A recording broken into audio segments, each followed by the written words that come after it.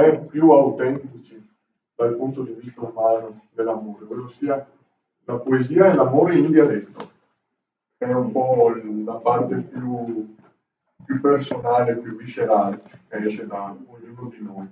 Un grazie allo staff della biblioteca, Renata, Erika, Paola, Alessandro che ci aiuta con il supporto tecnico e quindi il video. Un grazie a Calambur Teatro e quindi a Marzia, Irene, Erika, che questa sera faranno la lettura delle poesie di Francesco Sassetto. Un grazie a tutti voi che siete qui. Come di consueto, lascio la parola a Fabio. Una buona serata a tutti.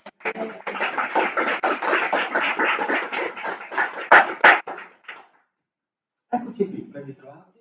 Siamo al giro di boa. Appuntamento numero 3.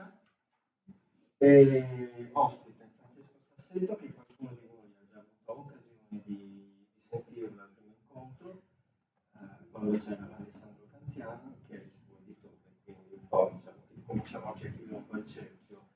E l'occasione oggi è forse una delle più calde, più poesia in dialetto, poesia d'amore in dialetto, parlare e raccontare i sentimenti in dialetto, il nostro dialetto che non conosce il verbo amare, ma conosce la formula USB.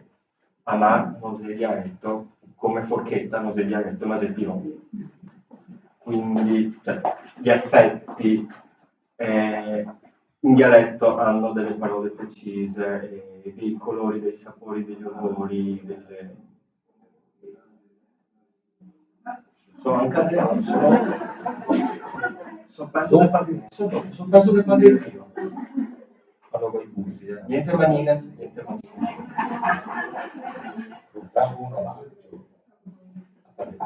Ah, la santità. Ho saputo il nome del Papa, Sisto Sesto. Cosa scelto? Sisto Sesto, ma in Veneziano. Ritorniamo in noi.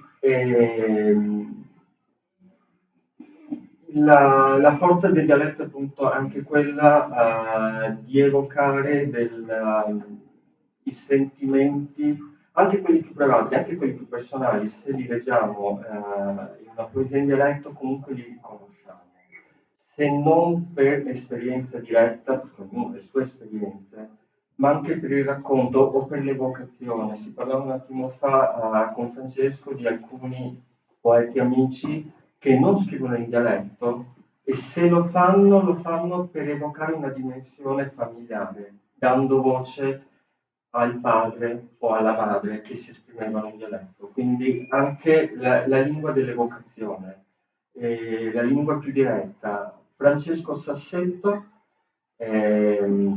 io lo conosco da un bel po' di anni perché lui non se ne ricordava, gliel'ho ricordato io in chiamata di Siamo Visti, lui mi tenne quasi al battesimo all'università perché, beh insomma, tu mi interrogasti sui commenti in volgare nella Divina Commedia. Sì, se non era un battesimo era quasi una cresemata. E quindi insomma, data inizio anni 90 la nostra conoscenza. Poi ci siamo persi, come succede spesso, e ci siamo ritrovati in nome della poesia quando capitava davanti alle librerie veneziane, quando ancora c'erano, quando esponevano libri di poesia in vetrina, ma io quel nome lo conosco. Dalla iniziata la lettura, poi questa macchina infernale che internet, che sono i social, in realtà qualcosa di buono lo fanno spesso e volentieri. Una di queste è stata rimetterci in contatto. Quando insieme con Dora e con Renata abbiamo pensato al tema e ho pensato anche alla poesia in dialetto, VSB era uscito da poco, l'avevo anche recensito, che non era passate molte settimane, ho detto ma io Francesco lo porto qui a parlare. Ha pubblicato 4 raccolte di poesia a partire dal 2010, questo è l'esordio. L'ultimo libro appunto se sta a trovarsi. Insieme poi in mezzo qua e là ha disseminato qualche silloge in edizioni collettive, quindi ha il suo bel pacchettino che è quasi quasi un'opera Ma lo dicono per i morti. Ma no, facciamole da vivi queste cose, i morti fosse la fine delle Leopardi. È un autore da leggere sia per la poesia in italiano sia per la poesia in dialetto, perché è molto diretto, coerente, concreto, a volte un po' dolorosamente disilluso, però è una di quelle voci che nel momento in cui leggi un verso che ti descrive una realtà, che ti descrive un paesaggio, che ti descrive lo stato d'animo, dici, beh sì, mi ci trovo. Lo fa anche in quest'ultima raccolta in cui appunto dà voce ai sentimenti coniugali, però lo fa appunto con la lingua, quella degli affetti, quella della quotidianità e, finendo il mio breve cappello, direi di poter già iniziare a entrare in questi sentimenti, in questi suoni con la lettura delle poesie. Grazie.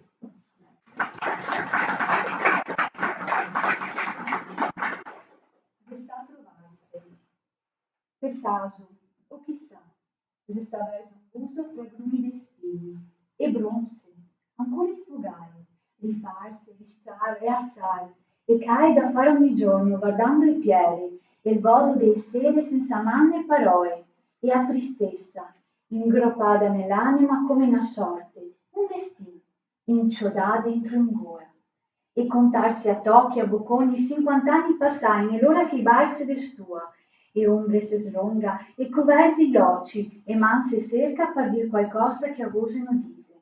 E poi, metta piano, un matton sopra l'altro, e cemento, e veda che vien su. E andare insieme per campi, svodare un gennaio in geà, tra basi e baruffe, indar avanti, scampare in drio, e un po' ancora avanti. In automaggetta nel comò a casa mia, c'era già il sogno bello di una vita nuova che ciappava a fià. Una promessa per tutti i giorni a venire, tutto il tempo che resta. E ti ridevi ora, e ridevo anche a me, come ridi putei in una festa. E adesso, mi e ti, a camminar su a riva, a guardare i grandi navi che passa, e i foresti, che ride e che fai foto. Sta nostra città de spada da furia di schei, e torna a casa per 3 sconte, e man strette le mani non perde i passi in oscuro. Tenirsi saldi qua, che tutto va embriago, ma a volte, se versi slarghi impensai, che stare agli occhi de uso improvvisa, e te dise a strada, come sua vita sa fare.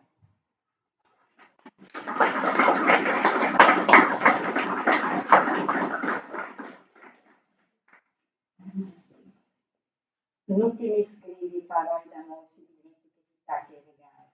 Non ti scrivi te ammoniaca sulla pagina vuota di libri che ti compri per me. Lese parole massa grossa, zardite brusai in fuochi che pareva scaldare. E dopo, non c'era che sera le lacrime da sugarti da sole. E vodo da nuovo. E la putea di 3 anni che ti guardava con gli occhi grandi e non capiva. Ti scrivi sui foggi solo il mio nome una data. E il mio nome come un tocco di pietra incassata a fondo nella terra, a segnare che un posto ese proprio là, come il balcone dei frutti liga sul canale, con corde grosse caine, una bricola piantata là. Ma ogni tanto ti me guardi con gli occhi contenti, pieni di sole, ti me stringi fra i bracci e ti me disi pianini in reggia. Francesco, te voglio bene.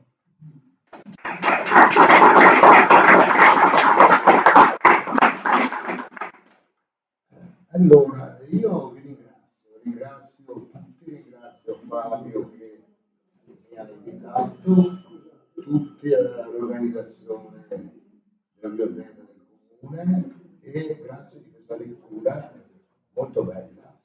Non è facile leggere il dialetto.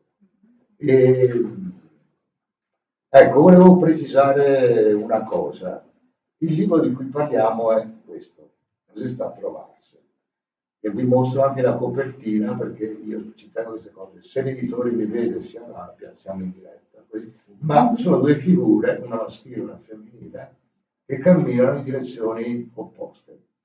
E quindi c'è un doppio gioco, dare la direzione opposta invece la direzione che porta a un incontro. Questo libro in realtà è uscito 7-8 mesi dopo, nel 2017, di questo, Stranieri, Questo è edito da Samuele Editore, da Alessandro Canzian, che è venuto qui il 6 ottobre, quindi qualcuno di voi credo l'abbia già visto.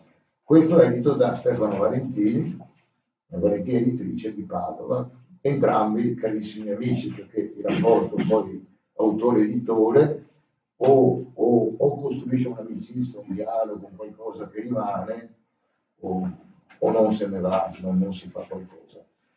Possono sembrare due libri molto diversi, dal titolo stesso stranieri. Perché? Perché io insegno al CPA di Mestre, quindi la terza media, per gli immigrati. Quindi io sono dentro ogni giorno alle limitazioni, con tutte le contraddizioni, le difficoltà. E l'ultima parte del libro è proprio dedicata alle storie di alcuni di questi stranieri, ma stranieri in senso più largo. Metà di queste poesie sono in dialetto veneziano.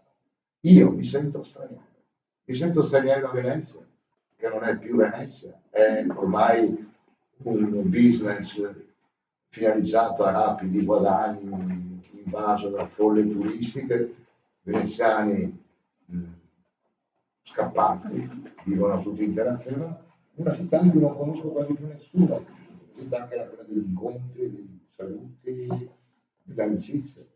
E quindi mi sento straniero nella mia città. Mi sento straniero sul lavoro, perché la scuola ho iniziato 27 anni fa, con lui erano proprio i inizi, è cambiata completamente, io passo ore a fare carte, burocrazia, e non ho strumenti per aiutare anche spesso gli studenti che avevano bisogno. Quindi mi sembra che il nostro tempo sia un tempo di disvalori, di futilità, di assenze di padre. Dove sono le figure importanti? Sia nel collettivo, nel sociale, nella politica, nella cultura, nella letteratura e anche nel personale. Io vedo insegnare in 17 anni tanti padri e anche madri che non ci sono, che regalano l'iPhone al figlio e siamo a posto. Siamo a posto un accidente. Quindi questi due libri in realtà corrono in parallelo, potrebbero essere un libro solo. Non è che l'incontro d'amore va a riempire il vuoto del nostro tempo, non la vedo così. L'esperienza d'amore vissuta come riempimento, come tentativo di fuga dalla solitudine non funziona, secondo me. Devi avere già una tua pienezza per poter vivere la pienezza dell'altro. Vanno in parallelo perché comunque qui c'è un'appartenenza e noi viviamo, ci nutriamo di appartenenze e qui denuncio la non appartenenza. Perché ho detto denuncio? Perché io scrivo una poesia che la critica, che deve sempre incasellare tutto, definisce poesia civile. È una definizione di comodo, che vuol dire ben poco.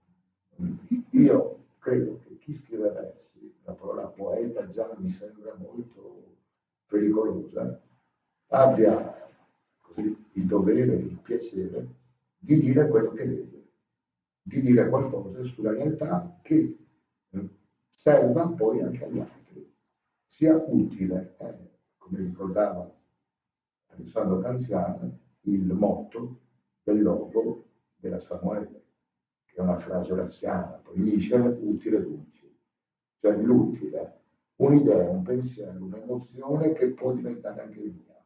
Io, ma chiunque scrive penso anche a questa presunzione, di riuscire a dire o di tentare di dire qualcosa che serve anche agli altri, in modo dolce, che non vuol dire in modo dolcinato, di modo piacevole. Posso usare anche un linguaggio duro o un linguaggio più lieve, però è un linguaggio che deve essere espressivo, altrimenti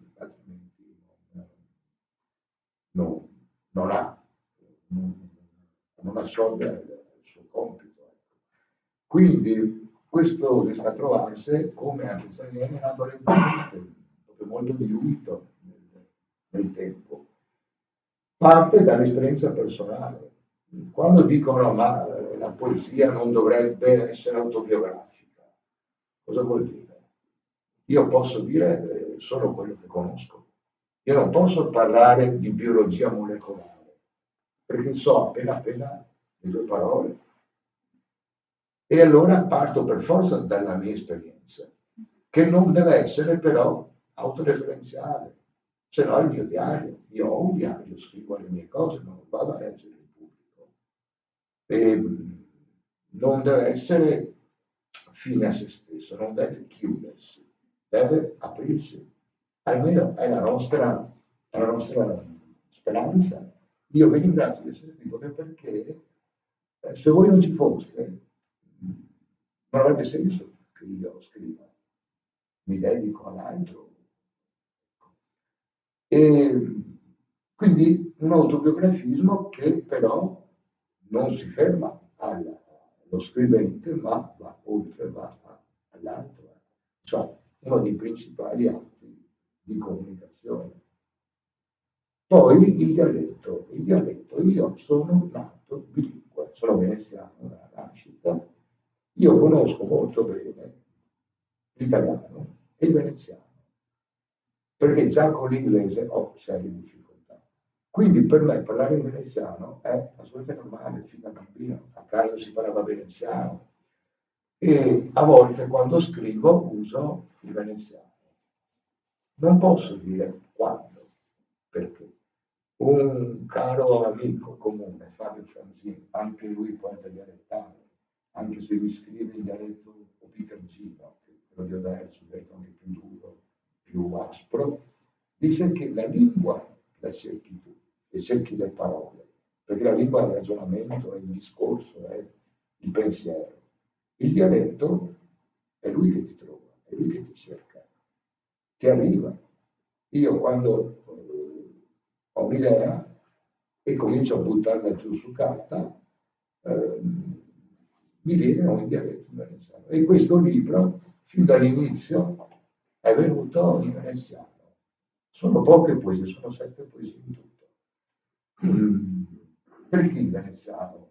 Probabilmente perché voleva evitare quelli che secondo me, anche inconsciamente, sono i rischi di scrivere d'amore. Già parlare d'amore è un'impresa. Scrivere diventa ancora più impegnativo. Perché? Perché i rischi della banalità, della melensanza, dei cioccolatini, delle frasi dei cioccolatini sono continuamente dietro l'angolo.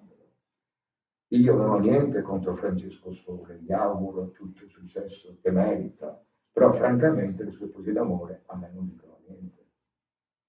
Magari vanno bene a un adolescente. E quindi la banalità o al contrario, e lo fanno molti miei, anche si può dire colleghi, la poesia pseudo-erotica e semi-pornografica, cioè la poesia che punta un discorso d'amore sulla fisicità, che va benissimo, ma è difficilissimo. È facile cadere in cliché, in stereotipi, in immagini, in modi che abbiamo visto 1000 volte e che quindi sono deboli, dicono poco. Se siamo Bertolucci, facciamo Ultimo tango a Parigi, con tutte le piazze o non piazze, è un film straordinario, è un discorso durissimo sull'amore, ma è di condanna di quell'amore chiuso in casa. Infatti ci sono delle bellissime inquadrature fuori dalla finestra, che non so cosa succede.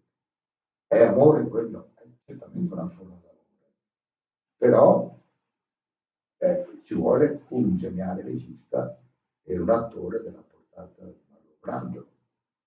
Se si è più piccoli si rischia di fare la scenetta erotica già vista 1000 volte, con un linguaggio strabusato. Quindi ho preferito raccontare semplicemente quello che vivevo, cioè l'incontro che ha letto benissimo a Venezia, quindi il veneziano anche perché Venezia è dentro continuamente, come non come sfondo, ma proprio come pasta stessa dell'incontro. Quando nella prima poesia, che contiene, per esempio, in sintesi tutto il discorso di incontro, si cammina insieme all'inizio, a 50 anni di cose alle spalle ne abbiamo una montagna, quindi anche raccontarsi il passato vuol dire scoprirsi, vuol dire esporsi, vuol dire tirar fuori dolori che magari si preferisce a volte lasciare da parte, quindi vuol dire rimettersi in gioco, e o ti rimetti in gioco o non ne vale la pena, secondo me. E questa costruzione, quindi lenta, di una conoscenza, di una condivisione e di andare insieme per i campi svodai d'un genaio in gea, tra basi e baruffe, e andare avanti, scampare in giro, e poi ancora avanti.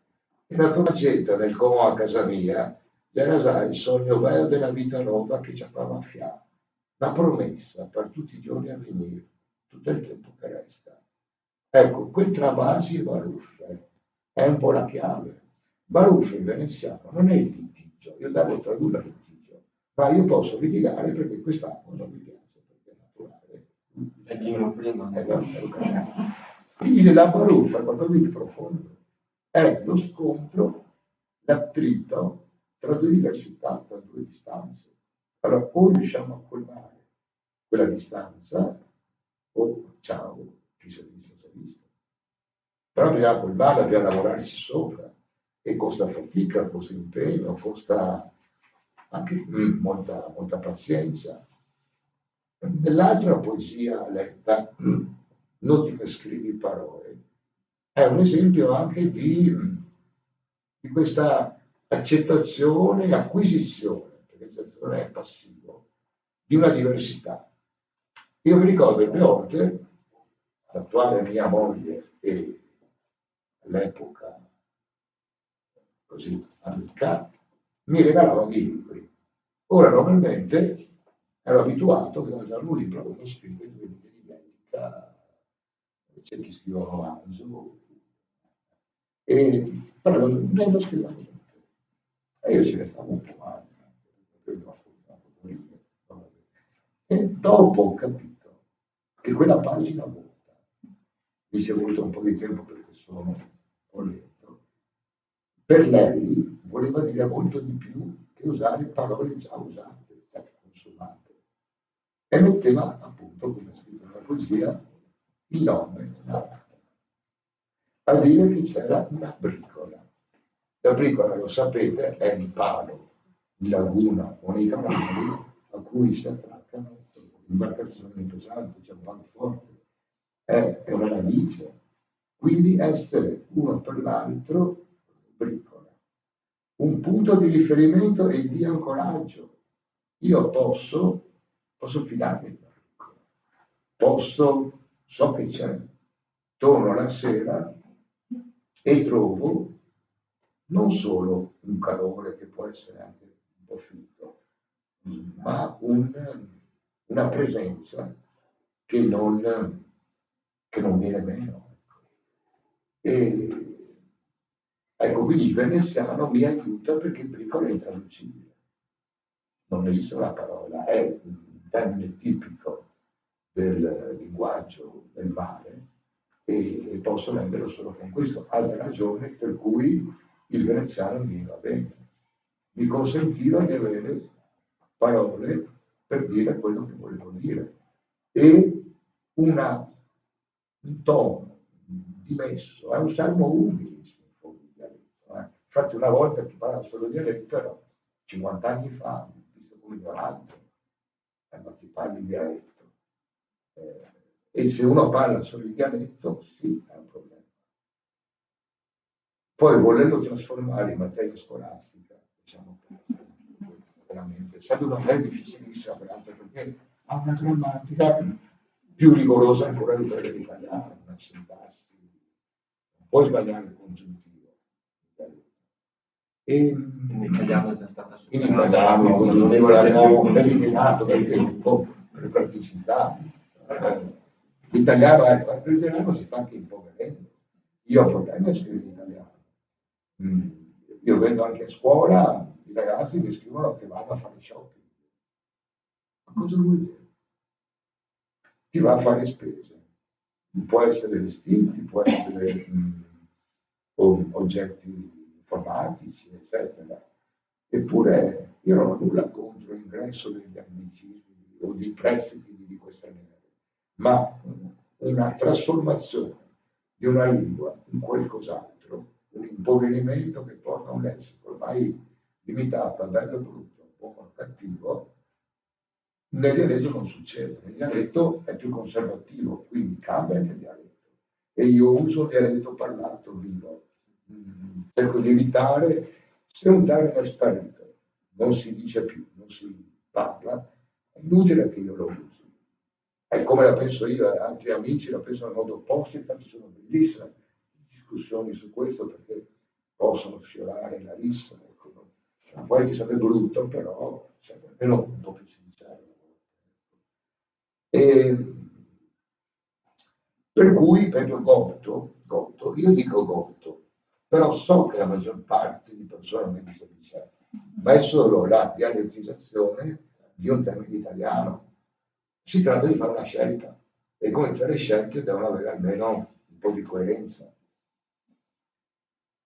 Quindi col dialetto mi posso permettere molte più cose, anche un tono in certi momenti di tenerezza, di dolcezza, che in italiano potrebbe sfociare veramente nella mensaggine. Così qui c'è un componente breve che vi voglio leggere, che si intitola Seghetta, cioè il passerotto. Pensate già a fare una poesia a passerotto, cioè Baglioni, anni 70, è andata bene. Un passero solitario, una forza. Però è una bella poesia. Ma bellissima. Allora, non siamo d'accordo. In cui paragono Paola a questo passerotto. E il tuo musetto che ride, e se John fa un fiega nasse, che ti me pare un musetto, la seghetta da tener piano dentro delle mani. E ti ridi così come fosse il pagliasso partito, è il tuo buffone. E mi pare che ti sia un tocco del sole, e mi l'uomo qua appare che desca il croce di giasso. Questo. E poi succede una cosa strana. Vedete qui ci sono molti libri, perché chi scrive poesia deve leggere anche gli altri poeti.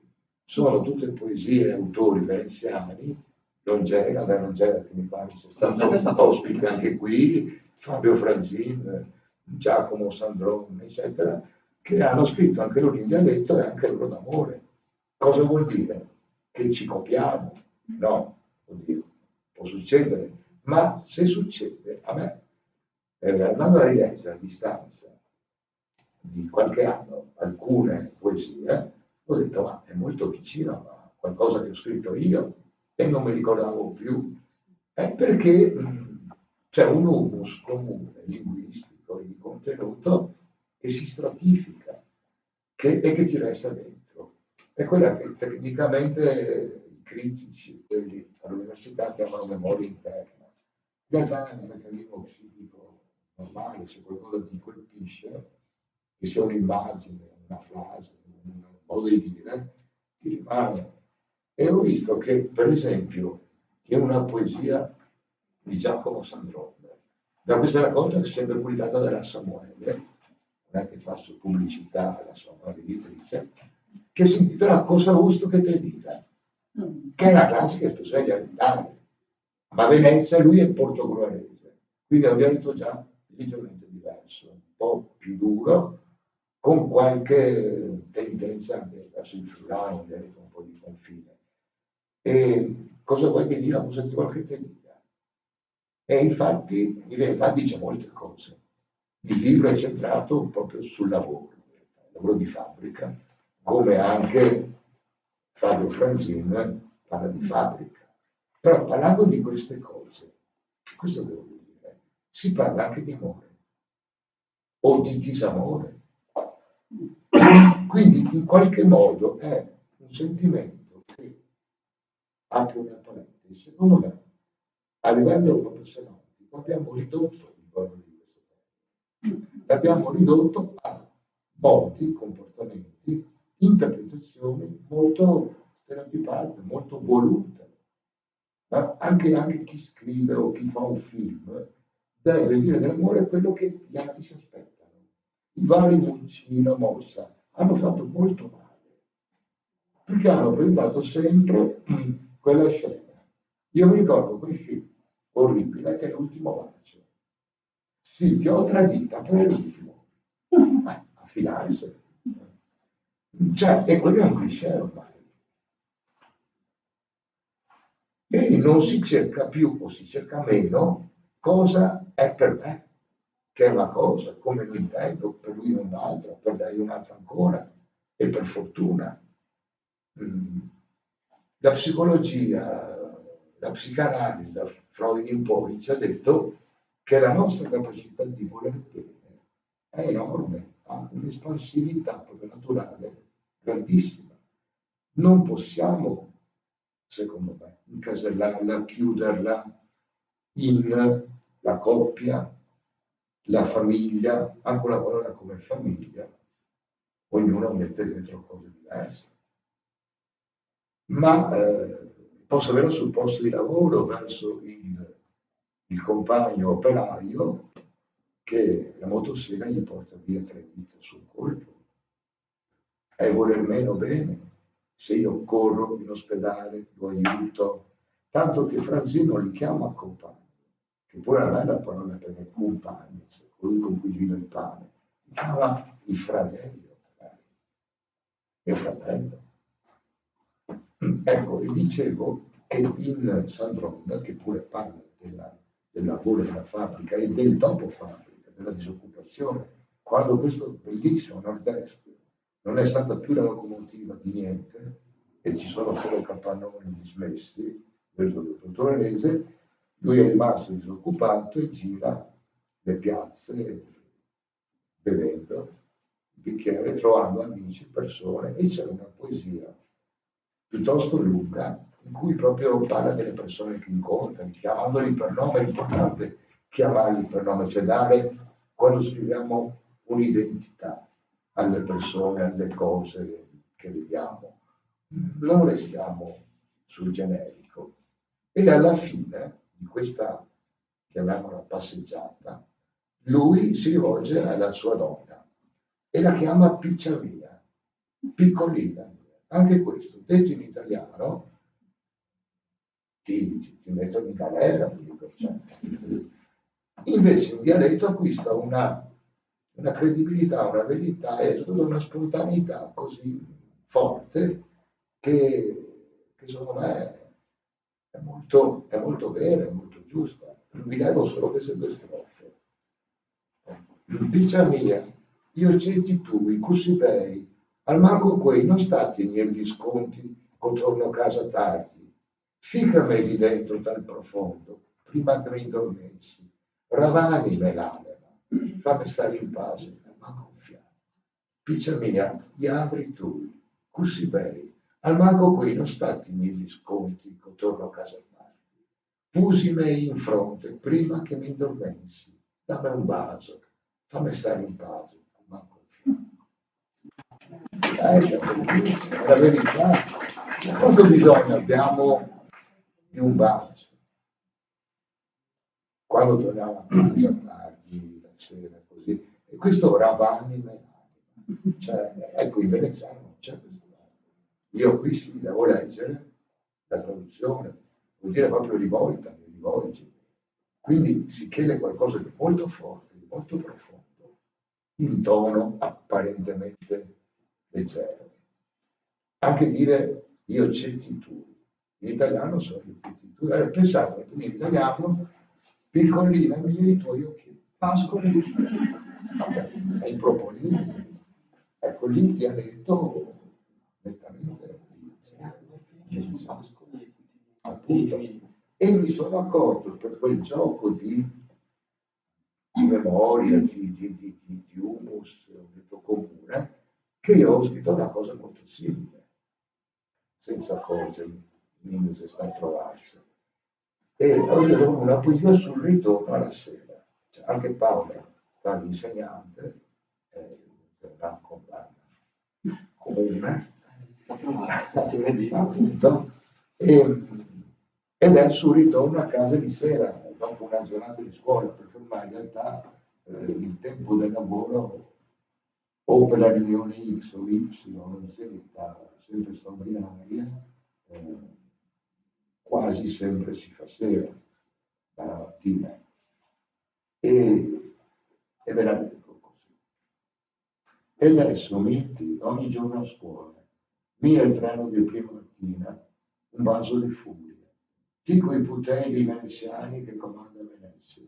A settembre esaffano il portone a mettere in squadra la nuova maestra, a dire cosa si meglio fa, e che gite, e che libri, e chi senza più voce ascoltare, ringraziare, stresar manche che benedisse. Ore e su ore dopo le ore di scuola, con 40 voci e saputelle iniziali, tornare di sera, desfare, buttate sul letto mezz'ora, ma ciapaccia, svuotare in sfiglia. Stasera che anche a me torno a casa senza più forze, e stiamo un poco vicini, se teniamo le mani. Stasera le pase e carezze, se usa nel nero, nel nostro sorriso, se respiro, salvezza dal gorgo qui in giù. Io le vedo vicine, sia come tono, come linguaggio e soprattutto come valore. In fondo è una proposta o un desiderio di vivere in un certo modo l'esperienza d'amore. Questa vicinanza serale che è solo tenersi le mani, ecco, anche tenersi le mani o strenzo con le mani non è che abbraccia, ha una forza e una delicatezza insieme che è tipica proprio della lingua dialettale. Poi volevo dire che, ritornando un attimo a una riflessione che sto facendo, io mi raccomando, io non mi sento a lezione, no? Neanche a scuola, figurarsi qua, mi sento a casa. L'avete definita una casa questa. Ecco, io mi sento a casa mia, molto più che a Venezia, o prima il Vaporino era preso l'assalto da 150 turisti francesi, ma alle 5 dove andavano? Era così. Lì veramente, io ho fatto spesso il viaggio per Burano, Torcello, e era a fine ottobre quasi deserto. Anzi, i pochi abitanti dicevano cosa ti fa qua stavolta? E ridevano. Ma perché ridono sempre? Perché tutto è buio, no? Le isole, l'acqua. Quando il Vaporetto ha attraccato a Torcello, hanno capito che io ero insomma nel posto e mi hanno chiesto se c'era roba da vedere.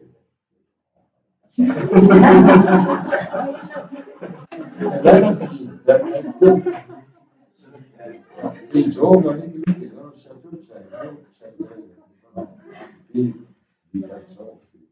No, mi hanno creduto, non sono indecisi. Io li guardo un sacco. Ecco, questo valore, questa potenza espansiva di questa parola bene, per oggi bene. E io ci sto lavorando di nuovo perché finisce un libro, chiudo il discorso e ne apro un altro. Vorrei andare ancora più in profondità. Qui ho scritto di un incontro, di una costruzione, di una rinnovata, insomma, modo di vivere insieme. Vorrei chiedere a me stesso per primo, ma cosa vuol dire essere? Cioè questo bene, cosa significa esattamente? Pavese che io amo molto, non so, anche tu, diceva sempre che in realtà non si capiva mai, perché usiamo le stesse parole e ci mettiamo dentro però cose diverse. Finché parliamo di acqua siamo d'accordo che questa è acqua naturale. Ma se parliamo di amore, di amicizia, di famiglia, ci mettiamo dentro cose diversissime. E magari parliamo 2 ore e non ci siamo capiti affatto. Quindi proprio lo sforzo di superare l'impotenza anche della parola. Il bene è un lavoro molto grande. Allora diciamo concretamente, ma cosa vuol dire? Cosa sei disposto a fare in nome di questo? Fin dove arriva? Perché siamo anche esseri umani, abbiamo debolezze, fragilità, esperienze passate, paure, timori. Io ho parecchi amici, miei coetanei e amiche che mi dicono no, basta, io chiuso buonanotte. Perché? Perché c'è timore, è ben comprensibile. Quanto vale questo bene? Cosa sei disposto a fare? Certo che c'è la dimensione anche egoistica in un rapporto di coppia, certo che c'è anche il do to essere, ma c'è anche, non solo, almeno spero. E a me è capitato di vedere delle cose incredibili. Tempo fa ho visto una coppia di giovani, avranno avuto 25 anni, in cui lui, il ragazzo, era in carrozzina e la ragazza, io credo che aveva un assistente, una giovane ballante molto carina, invece poi si abbracciavano con una tenerezza che era incredibile, l'ha aiutato con la carrozzina a montare il vaporino e io ho pensato, ma ti rendi conto che scelti hai fatto? Perché non lo puoi lasciare, non puoi dirgli fra 2 anni, guarda, c'ho cambiato idea. Cioè, no, ma meglio dirgli subito, no. Ci saranno le strutture, gli aiuti, ma si vedeva che c'era una determinazione, una scelta di quelle dure, un po' come insomma dopo l'8 settembre quando mio padre era in montagna e tu andavi in montagna con i partigiani o ti nascondevi, non c'erano le vie di mezzo. Oggi viviamo continuamente in tutte le vie di mezzo, ci sono tempi che per fortuna o per sfortuna non abbiamo vissuto molto più duri, in cui la via di mezzo non è possibile. E io penso che l'esperienza di bene dovremmo evitare un po' la via di mezzo. E quella ragazza ha avuto un coraggio da leone, perché stare insieme con una persona disabile è dura. Però io volevo anche scrivere una poesia. Era più forte quello che ho visto che ancora adesso, penso a una distanza, non riesco a scriverci. E qui volevo quindi ricollegarmi a un'altra poesia che parla invece del bene, il discorso del bene per i nostri genitori, i nostri vecchi, spesso abbandonati, spesso l'ho fatto anch'io, passati alla badante. È vero, serve, io devo lavorare, devo uscire, devo vivere, non tolgo nulla, mia madre è mancata 5 anni fa e, e vive ancora, forse è il bene che dura di più. Cioè io me la porto dentro come se fosse ancora di oggi, mi trovo a parlare, io sei cretino, cioè, a ripetere frasi, poi c'è un eco che dura e vedo che anche altri amici poeti hanno scritto su questo. E ho scritto una poesia, se volete, che si intitola appunto Amata.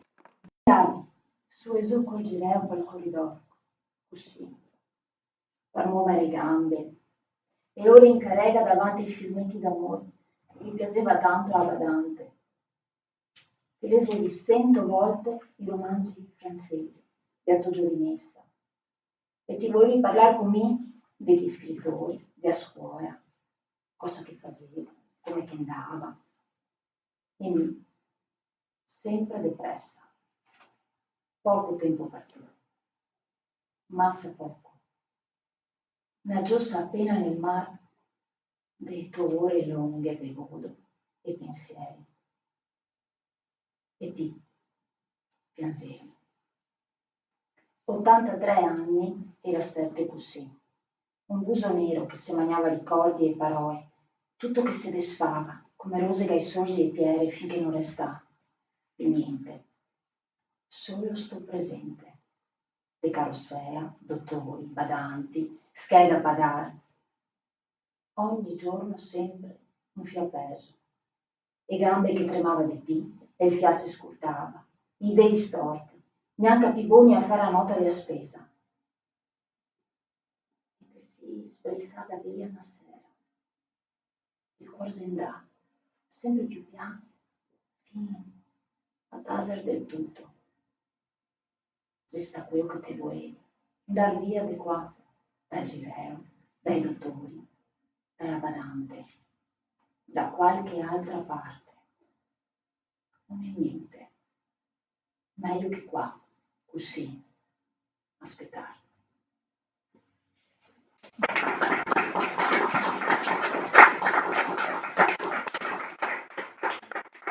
Posso dire che in realtà io non è mai cioè mi ha commosso anche ecco, non sono riuscito a scrivere più di una poesia, perché quello è il senso di dire potevo dedicare 10 minuti di più, potevo fare qualcosa di più invece di delegare alla badante, che era anche una bravissima signora, come era. Non è un rimorso, perché sarebbe eccessivo dire un rimorso, però è un pensiero che c'è. E in poesia viene fuori, ecco, perché la poesia ti consente di tirar fuori proprio l'interiorità, le cose più profonde, senza dover fare un ragionamento sopra, o trasformarlo in un racconto lucido, razionale, ma l'emotività legata a una forma, un linguaggio efficace. È molto vicino a quello che questo tema, in alcune cose. Questo si chiama Pasquale Di Palmo, è un poeta importante, veneziano, che raramente ha scritto in veneziano, molto poco, ma in questo trittico del distacco, è proprio il distacco dal padre, con cui aveva un rapporto, come si dice oggi, conflittuale, dato che i rapporti con i genitori sono quasi tutti conflittuali, e ha dedicato una serie di poesie in italiano, 2 però sono in veneziano, e usa il veneziano a volte in singoli versi in un tessuto linguistico italiano. Perché? L'ha detto lui a una lettura a cui ero presente, perché era la lingua del padre. Quindi se io voglio parlare del padre col padre, devo come minimo usare la sua lingua. Parlare in italiano porta qualcosa di artificioso, di non vero. Qui c'è una poesia che è quasi una preghiera, perché lui parla al padre ormai sparito, e solo adesso trovo il coraggio di dirgli te voglio bene. Dico, è dura, è dura perché prima non era possibile. Ha un ritmo appunto quasi di preghiera, perché ripete intera la stessa frase, come sentirete, più volte. Papà, adesso che non ti chiede più, vorrei dirti quello che non sono mai riuscito a dirti, che ti già vivo. Che ti capivi bisogno della parola, di un gesto di affetto dei tuoi fiori, del tuo figlio più vecchio. Papà, adesso che non ti chiede più, vorrei dirti quello che non sono mai riuscito a dirti, per pudore, per superbia, perché me credevo, mica adesso scrivo tanti libri, di essere da più di te. Papà, adesso che non ti chiede più, vorrei dirti, mia lingua che ti parlavi ti, fin da puteo, guardandoti fisso negli occhi, te voglio bene, e darti un bacio, papà, sua fronte grande scavare dai pensieri che scampa come visse il sole. È terribile, vedete, un linguaggio pianissimo, non c'è una parola ricercata o difficile. Io sospetto un po' quando sento le poesie che non si capisce niente. Allora, o sei cantieri, e un po' di notte, o sei... Adesso ci sono le note quando dovete scrivere, allora lo dico. Esatto, no, tra l'altro. Ma la poesia non deve comportare uno sforzo di comprensione letteraria, o si rischia di cadere nel gioco. Qui non c'è nessun gioco, questa verità umana ha lo stato puro e il coraggio di dirla. Non sono riuscito a dirlo prima. Un altro autore, ma ditemi, perché io posso andare avanti, giustamente diceva, guarda che chiude, ma mi ha colpito molto, l'avete già sentito, questo libro, Finito Tesogata, che già il titolo non è da poco, insomma, no? Contiene una sezione dedicata alla madre, ammalata in ospedale, che lui accudisce e si capisce anche con una certa frequenza, una certa regolarità. È curioso perché questa sezione è uscita prima di una raccolta più piccola, una placchettina proprio, che si intitola Il tempo dei vasi. Noi quando pensiamo al tempo dei vasi, quello noi sappiamo, non va il libro di d'amore, no, sono i vasi della mamma. Quindi questa sorpresa scambia il modo di pensare normale. Noi pensiamo i vasi, benissimo, la coppia. Non pensiamo prima che posso dare un bacio a un genitore, a mio fratello, a un amico, perché abbiamo degli schemi mentali molto rigidi. E in questi visite in ospedale alla madre riesce a essere di una leggerezza apparente, ma di una verità, a volte quasi ironica. Qua a me è rimasta impressa una poesia che si ricollega a queste mia e di Pasquale Di Palmo, perché è un dialogo, sono poche battute di dialogo con la madre nell'ospedale che lui sta lavando, sta accudendo, eccetera. Ed è proprio un botta e risposta, quasi molto teatrale. Ti meavi il viso, sì. Usa il soldo in Marsiglia. Va bene così? Sì, e adesso le senti. Ecco, l'ho finito. E non ti messo subito. Ah sì, se vedo. Col sudamano piccolo bianco. E dopo passimi quella crema. La crema. E qualcosa. Ma fai lui, no?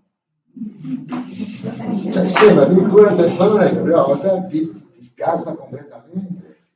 Secondo me riesco a metterci dentro qua tanto di quelle cose. L'anziana ammalata grave che prova a chiamare lui. Quanta verità si può dare all'umanità? Perché sono stato vecchio, devo lasciarmi andare, devo trascurarmi. No.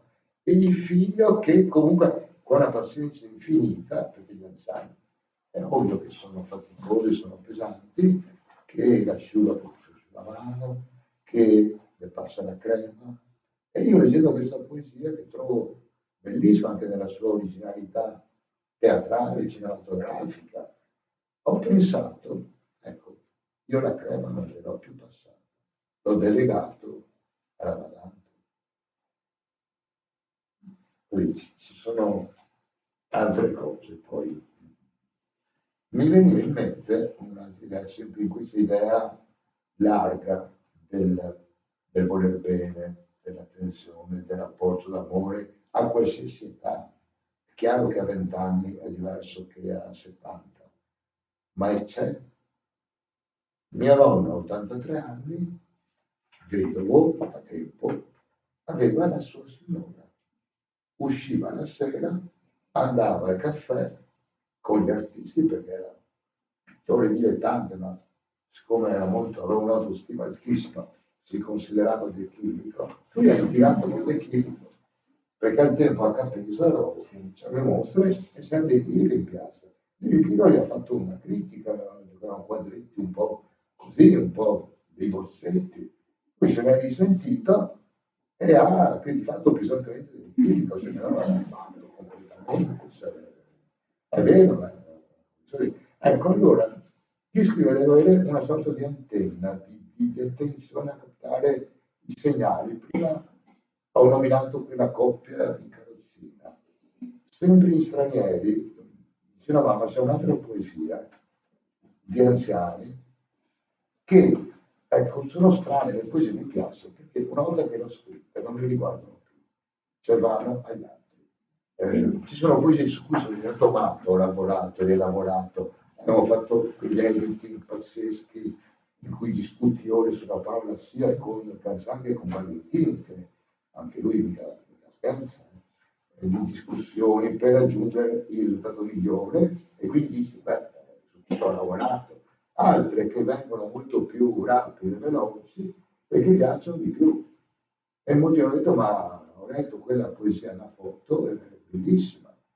Ah sì, ma quella l'ho fatta in 10 minuti, perché? Perché ho trasferito in versi quello che una signora anziana, incontrata per caso in treno, in uno di tanti viaggi in treno, mi aveva raccontato. La foto. Una vecchia sentata lì da lente sul treno, la testa bassa, gli occhi vuoti, la foto stretta fra i denti, la guarda fissa, la tocca, quasi accarezza, come un sentire. E mi cosa faccio adesso che io non vedo più? 3 mesi di ospedale, un brutto male, mi correvo su e giù tutti i giorni, stavo aria, facevo coraggio, che tenevo in mano, pregavo, i dottori tacevano, ogni giorno più bianco, non vede sta niente. La vita intera, me e io, sempre attaccati. Davanti ad una parola che non si sarà bene, se non vede più. Era proprio così. La figlia e le cuglia al piano sopra di me, e dopo te, i due boletti che mi corre per casa, e gioca, i ride con gli occhi del sole, i miei sappi, i miei stringi, i miei impegnissi di basi. E cosa faccio adesso che io non vedo più? Ecco, questo era il racconto di questa ai nipotini che per casa ha presenze vivaci, giovani, ma questa assenza, quella foto, come la guardavo, come la stringeva, e mi hanno detto lei, era già giovane, beh, grazie, giovane, già di molto avanti, questa gliel'ho rubata. Però penso che siano quei furti che ha senso fare, e non perseguibili il problema. Ecco, ha una vita in fondo ricca, i nipotini, ma questo vuoto, questa assenza se la portava dentro. Se avete domande, curiosità, ma sono le benvenute, io non ho risposte.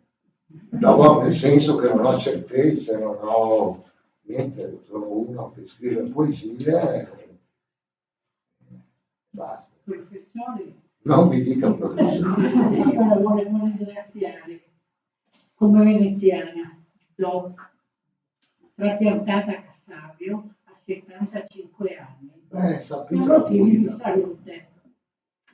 E mi ha commosso perché ho ricordato tante parole in dialetto. Da rete e a Seghetta, eccetera, eccetera, eccetera. Da rete ormai si dice poco. Mi ha commosso, illuminato e ricordato tante cose, professore. Io la ringrazio. Allora, e anche io non credevo, siccome io scrivo per diletto mio, poesie, ma ne ho scritto soltanto che una in dialetto, le altre sono tutte l'italiano. Non sapevo come se queste parole, questo dialetto si adattasse molto bene a certe cose. Sì, ecco, Ecco, è questo interessante. è stato illuminante. Grazie. No, ma è vero, cioè non sì, esistono sì. gli argomenti in italiano. Il dialetto può dire qualsiasi argomento. Frasin parla di lavoro di fabbrica in dialetto. Io gli ho chiesto, ma Fabio, perché scrivi in dialetto? Perché in fabbrica si parla in dialetto. Anzi, si parla una strana lingua babelica che è un misto di italiano, di lingue straniere, perché la maggior parte dei lavoratori sono ormai bengalesi, moldavi, ucraini, e dialetto. Quindi un impasto linguistico che sarà veramente la lingua del futuro, perché io loro con gli stranieri, vedi i bengalesi che hanno questo misto di inglese, italiano attivo e dialetto. Quando mi fanno i termini italiano, dico è un tema, ma non è un italiano, è una lingua che verrà. Quindi non esiste un argomento. Io ho scritto di un altro amore che mi hanno fatto a pezzi, cioè quello della città di Venezia. Io sono veneziano dalla nascita, non ho neanche la patente, neanche la macchina. Quando lo dicono i colleghi mestrini ti guardano con un'aria dalla compassione e però poi siccome la gente è buona in cuore dice beh però così hai meno pensieri, soldi spesi di benzina, assicurazione, quello che è vero, però si sa che c'è il taccone che si è perso il muso. E invece Venezia era proprio la mia città, con i miei incontri, i miei amici, l'hanno fatto a pezzi, ed era un disegno preciso, un governo cittadino che manca, che non applichi i regolamenti che pure ci sono, ma se li applicasse tutti alla lettera, i grossi guadagni di certe categorie andrebbero in valore. E i veri comandanti, il vero governo non è gli assessori o il sindaco, qualsiasi sindaco, perché adesso siamo in diretta, non si può dire sorvolare, ma in stranieri, questo essere stranieri è anche essere stranieri nella propria città. Come mi sentivo ultimamente io. E la capisco, Perché cominciando dalla mia casa, tutte le case erano, si può dire, ovviamente un veneziano non può accedere a certi prezzi, e perciò tutte io ormai ci contiamo. Quando ci troviamo in Vaporino in due, siamo già un esercito. Si vede che abitavamo nel castello più popolare. Castello? Castello. Anzi, il dialetto del Castello è quello del Canaletto. Persone qua la battuta del Bayern. Sai che ho colleghi, non scherzo, di Dorsodino che non parlano dialetto. Ma quella firma. Però parlano, quando parlano in dialetto si sente che fanno uno sforzo. E parlano un veneziano ridicolo che è tutto pulitino, così. Il veneziano non è così. Può essere anche a livelli linguistici molto bassi. Cioè, i dialetti, ma il veneziano soprattutto, perché i dialetti meridionali molto meno, il siciliano o il barese, eccetera.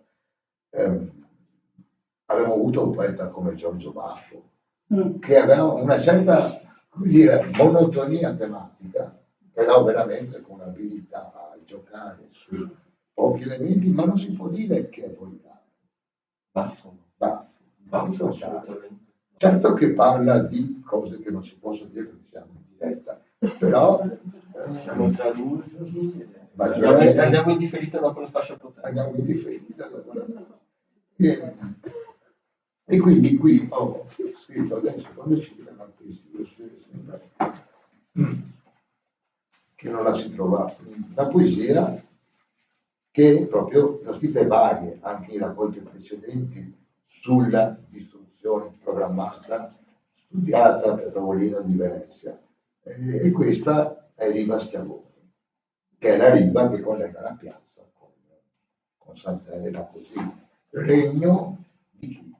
dei banchettari, dei motoscafisti, dei taxi, dei gondole. Lo stazio gondole una volta era sulla riva e basta, adesso lo stazio gondole arriva a mezza riva. Io una volta non si riesce a passare, parti da una parte, io passi giusto in mezzo, ma ci sono i turisti, e io ho detto a un gondoliere, ma cioè, cosa ti vuoi? E sta dentro. Da qua si vede bene tutta la canaia che qua comanda Pardavello. Dalla piazza è Limentiera, cresce a Cancrena, benedia da sindaco e giunta comunale. Comandanti che tace per paura, interesse e assaltare. E si ingrossa la banda che ha fatto su ogni mesegno. Gondolieri, motoscafisti, barconi Gran Turismo e banchettari d'ogni sorta di scoassa, da vendere ai foretti che qua si imbruna, e impegnissa e sport di porcare con scritto su Venezia.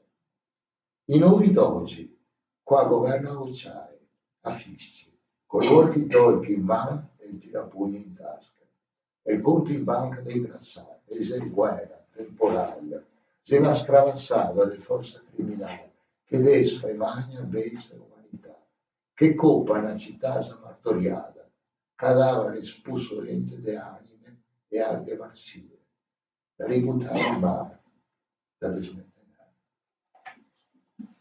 Ecco, quando ho fatto questa poesia, il mio editore mi ha detto, ma hai coraggio, perché nomini delle categorie precise. Non mi sembra di essere Che Guevara per questo, insomma. Però evidentemente già dire che forse il potere che hanno i motoscafisti, a cui il numero di licenze doveva essere bloccato 3 anni fa e continua a dare licenze, e non emette un visto fiscale, non mi sembra di dire una cosa rivoluzionaria, ma una realtà che è sugli occhi di tutti. Evidentemente guardate, ha una citazione, una certa, un babibussi che perfino se lo scrivi semplicemente stupisce. Sono arrivato al punto anche di non fare più una poesia che dica le cause, cosa non va, un turismo incontrollato, un traffico acqueo, un bed and breakfast. Ogni bed and breakfast vuol dire 2 bagni possibili, vuol dire un buco su un gruviere, cioè prima o poi reso tutto. Quindi almeno osserviamo la città, c'è le pietre, i palazzi, i veneziani, vabbè. Quindi dico ormai solo sono arrivato a scrivere in sintesi una poesia che mostrava Fabio e che il titolo poi Negaro va a Venezia, che è un modo di dire normale, no? Negaro va proprio. C'è questo loro, questo soggetto che è imprecisato, perché sono molti e sono coartefici e quindi insomma in qualche modo colpevoli i veneziani stessi. Perché diciamo per dire, ma i cinesi hanno comprato tutto. Sì, ma vuol dire che tu hai venduto. Certo, pagano la cifra dei chili, pagano cash, senza grossi problemi, senza rateazioni, ti capisco, ma non dirti innocente. Ecco. E quindi proprio l'ho ridotta a pochi versi qui duri, quindi c'è un veneziano molto diverso da quello dedicato all'incontro d'amore. Rinegaro va a Venezia e aveva comprata come una puttana, e aveva pagata cara, perché la domandava. E aveva buttata su stramasso slodro e chiese montagne sola, a sentire. Tutti la sentivo che assilava, ma anche quello, della paffascena, chi aveva pagato, anche i sussidi. E noi altri, sì, a guardare che io desfava, anche noi altri a fare da sfondo. Solo la gola ingropata da una buia sola. E poi, tutti dentro, attori e comparse, tutti quanti mi hanno fatto ricordo.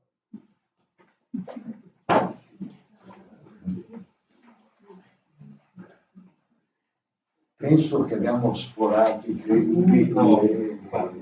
9 minuti. 9 minuti, tenendo conto che ne ho parlato c'è lui. E che tutto questo. Allora, tanto poi domande, momento, spazio ce n'è ancora, credo. No, volevo dire un paio di cose. Intanto ti ringrazio perché hai puntato, centrato il discorso della polissemia del termine amore, cioè non era focalizzato solo su un aspetto o un altro aspetto, ma il fatto che parlare d'amore è ampio, è uno spettro ampio, questo ce lo diceva già Shakespeare, quindi come dire, una strada ben indicata qualche secolo fa, e prima di Shakespeare c'era detto Petrarca, abbiamo già qualcosa da Petrarca.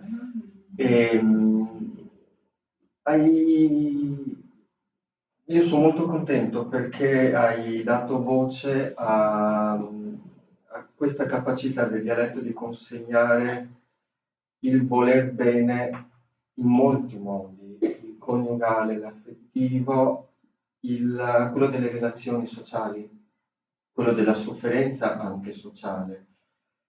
E hai dato anche un pandan in italiano, nel senso che queste cose solitamente le possiamo trovare raccontate, narrate, messe in versi in italiano. Nel caso della fabbrica a me vengono in mente i versi di Sereni. Sereni campeggiava più di Fortini in questo momento, ma Sereni mi è venuto in mente anche nel momento in cui, leggendo Sandro, era comparsa questa rima ricca e imperfetta di Baso Pase. E mi è venuto in mente quel passaggio, io a memoria i versi non li saprò mai, ma ovviamente quel passo di Sereni che dice che non basterebbero i baci di una vita per fare quello che era nell'aria questa sera. Cioè c'era tutta quella forza evocativa di sentimenti concreti, reali, fatti, riconsegnati appunto anche con questo lessico piano che conosciamo, che ce lo diciamo in casa o che non ce lo diciamo. La vergogna è quasi di non dire, quindi nel momento in cui qualcosa ti esplode dentro e lo dici in ritardo sui tempi di vita di chi in vita non è più, però se c'è una cosa che penso che la poesia possa fare è quella di metterti a un certo punto in bocca o sulla mano nel momento in cui la scrivi delle parole che comunque restano, magari non fanno pace, però ti mettono un senso di pace, se riesci. Infatti mi ero segnato anche una domanda, forse era banale, delle banali, ma quanto la poesia riesce a colmare un silenzio? Bella domanda. Un altro libro? No, ma diciamo che in buona parte ci riesce, se non proprio colmarlo, a dargli un significato.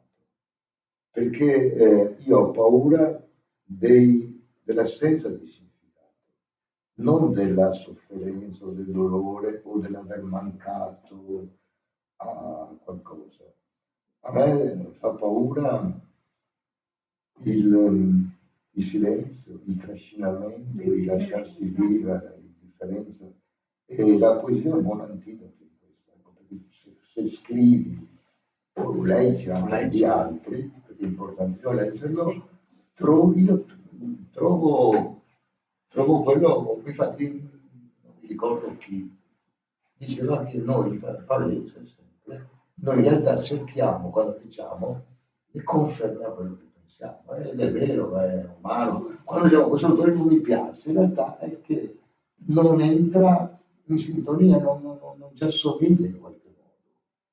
È importante trovare le somiglianze e in questo scrivere, leggere, ma come suonare o dipingere, sicuramente l'aiuta. La parola, poi io ho sempre amato la parola. Me l'ha insegnata mia mamma fin da piccolo e credo nel potere della parola, perché non mi dispiace quando la parola si indebolisce o si usa male, Credo che abbiamo costruito una civiltà intera, siamo l'unico animale che ha una lingua.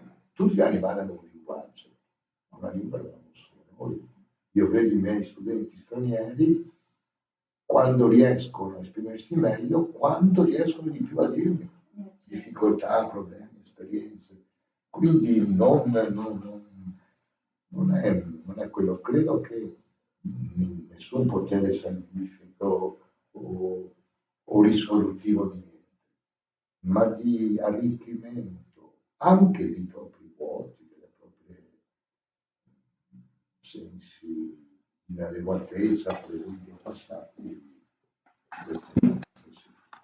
possa contribuire insomma a dare senso, a dare un senso. Io non ti ripeto, la mia paura è proprio quella di lasciarsi vivere, che è facile che ti colga, specialmente dopo che hai già vissuto esperienze e rischi, cioè temi la ripetizione. Ma in realtà, siccome cambiamo continuamente, è un timore che io non ho molto. Ecco. A 57 anni adesso mi sento molto più sicuro su cose che a 30 anni mi sento più sicuro. E la pienezza, la ricchezza, quando si è insieme, quando si comunica, proprio in un tempo in cui usiamo questo, mandiamo il messaggino, mi va benissimo, il messaggino mi serviva per dire che ci troviamo per magari guardarci in faccia, diciamo le cose. Quando io sento ragazzi, ma non di 13 anni, 15 anni, mai in ventenne, che ti lascio, non ti amo più con WhatsApp, no? Tu vieni a dire faccia. Non è che voglio spiegazioni o così, ma è una sorta proprio di pigrizia, di viene meno della nostra umanità. Ecco, questo mi fa paura. O perlomeno non mi appartiene. Non so se è risposta. Sì.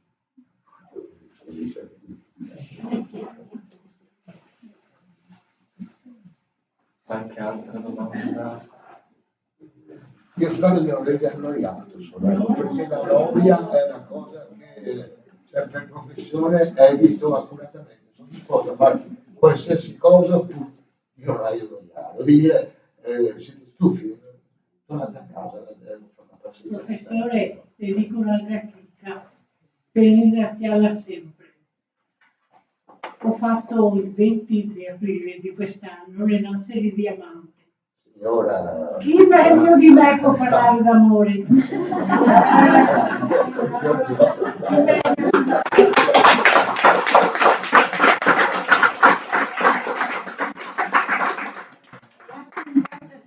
Ma senta, ma si chiama Anna.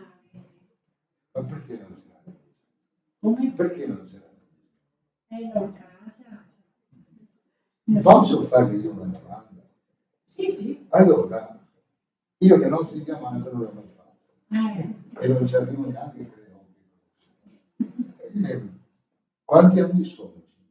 Quanti anni? Io il prossimo anno le faccio 85. No, ma non volevo essere incentivato sulla raga. 60 anni. Beh, signora, complimenti. 60 anni. Ecco, io ho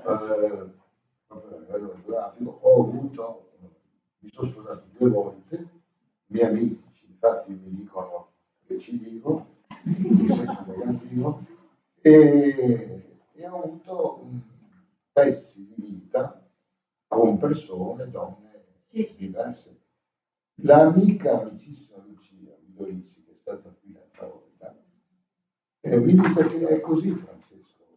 Nella vita facciamo dei pezzi insieme di vita generale e l'importante è quel percorso che duri poco, che duri tanto, sia vissuto intensamente, realmente. Ecco. Però mi sarebbe piaciuto un percorso come il suo, cioè dire invitiamo insieme, è una fortuna, la vita come una fortuna. È un privilegio, mi riconosco. E il rischio della... Ma è stato fortunato perché ha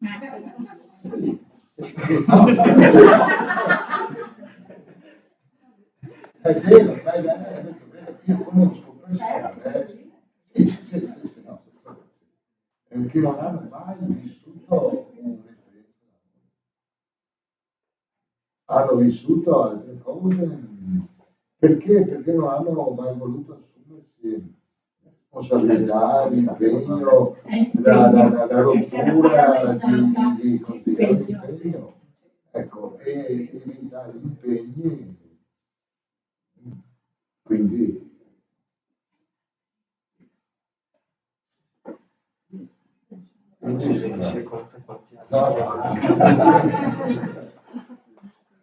no, io invito la signora perché penso che un percorso da noi così lungo in cui uno ha la lista di tutti i buona e nella cattiva sorte. Mi ricordo sempre le parole del prete. Non è facile. Non è facile. E alla fine lei non sono state tutte rose, ci sono state tante e tante sfide, come in ogni unione penso. No, glielo chiedo perché oggi è molto più facile, non sono separati. Appena qualcosa non va bene, io e un matrimonio sono separati, ho 37 anni, tutte le mie coppie di amici, ne avevo parecchi, tutti, si sono dissolte, rimesse con altre persone, c'è stato che non si capiva più niente. Ed è diventato un po' alla volta la parola single, che è un'altra parola che odio in inglese, ma perché tradotta vuol dire solo. È diventato un valore. Può esserlo. Ci sono persone che fanno scelte durissime che comportano dello stare solo. Però non posso, però in alcuni casi deve essere una costruzione, uno stato. Siamo animali sociali, diceva Aristotele, siamo animali portati a stare insieme. Imporsi una solitudine, essere soli per paura, o peggio per ideologia, c'è una bellissima canzone di Gabriel, di Soli, è veramente questo.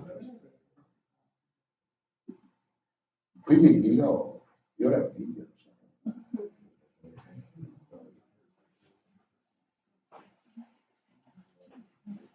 E sono io che vi ringrazio perché siete stati magnifici. Spero di aver dato qualcosa che vi sia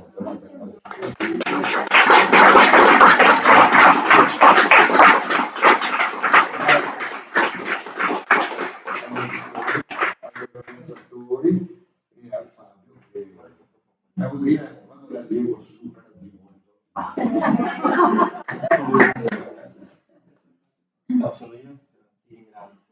Ti ringrazio tantissimo perché è stato bello sentire. Non avevo dubbi.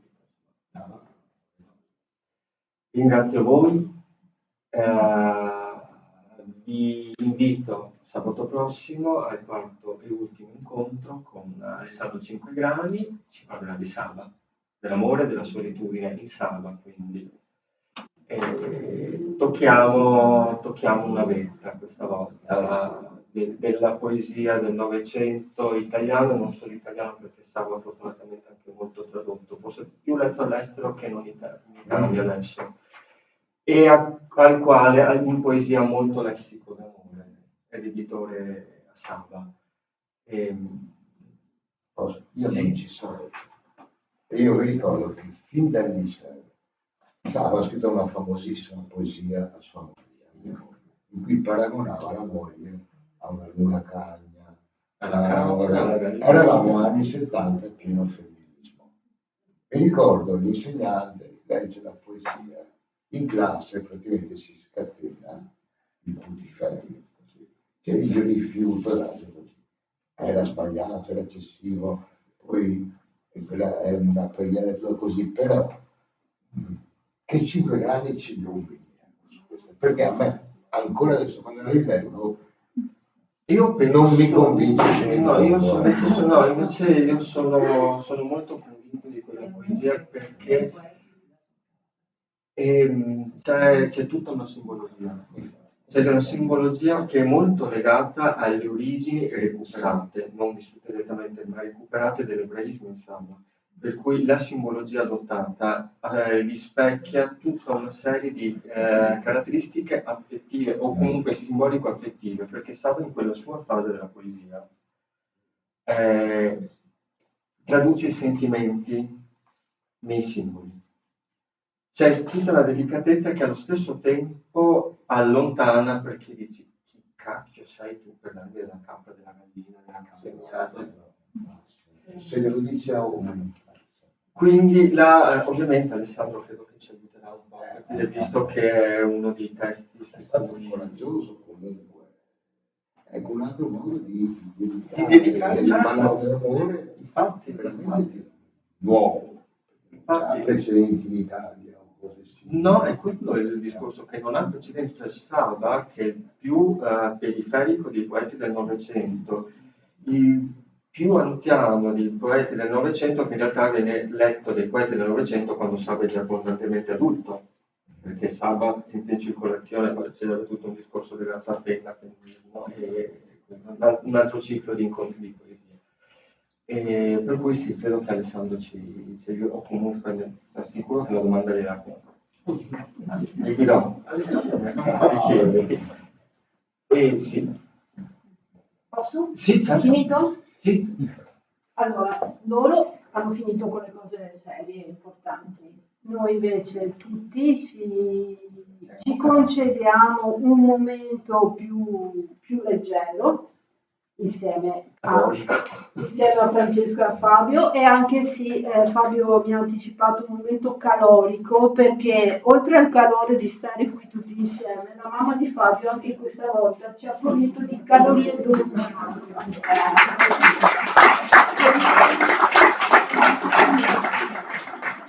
che noi apprezziamo sempre, e ti preghiamo di trasmettere i ringraziamenti da parte di tutti noi.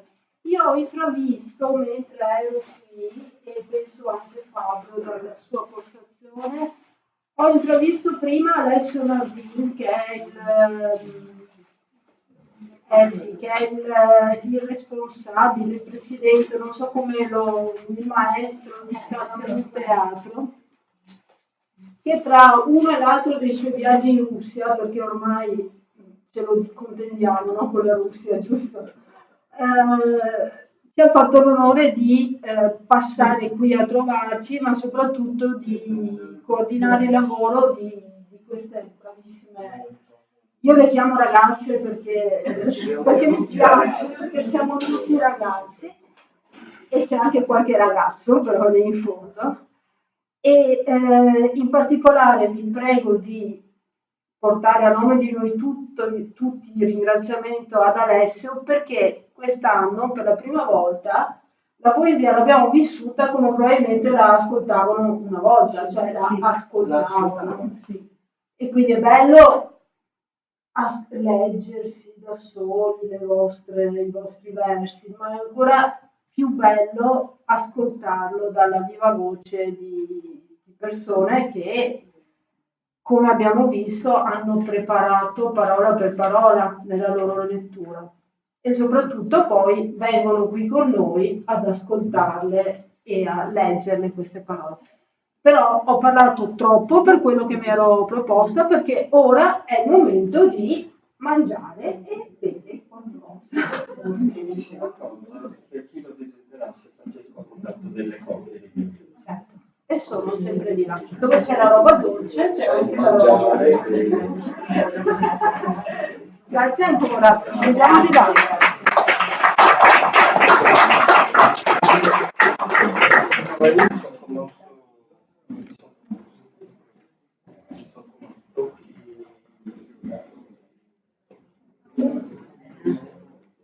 Come che deve essere? Sì. Ci vediamo la settimana prossima. Vediamo.